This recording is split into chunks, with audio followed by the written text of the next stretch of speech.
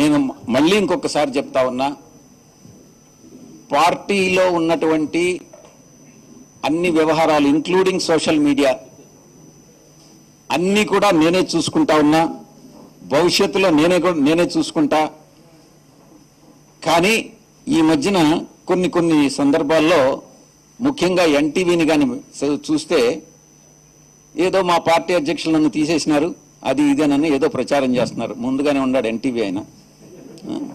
మీకు ఆ న్యూస్ ఎక్కడి నుంచి వచ్చిందో నాకు తెలియదు, కానీ ఇటువంటి దుష్ప్రచారం అయితే మానుకోండి. ఎందుకనంటే నాకు కుటుంబానికి ఉన్నటువంటి అనుబంధం కానీ, నా జీవితాంతం ఈ చనిపోయేంత వరకు నేను జగన్మోహన్ రెడ్డి గారితోనే ఉంటాను, కానీ ఆయన కోసమే పనిచేస్తాను. కానీ ఇటువంటి దుష్ప్రచారం మాత్రం ఎన్టీవీ లాంటి వాళ్ళు, ఏబిఎన్, ఆంధ్రజ్యోతి, ఈనాడు వాళ్ళు నార్మల్గా చేస్తుంటారు. కొత్తగా ఎన్టీవీ కూడా చేరింది దాంట్లో, ఏందో అర్థం కావట్లా.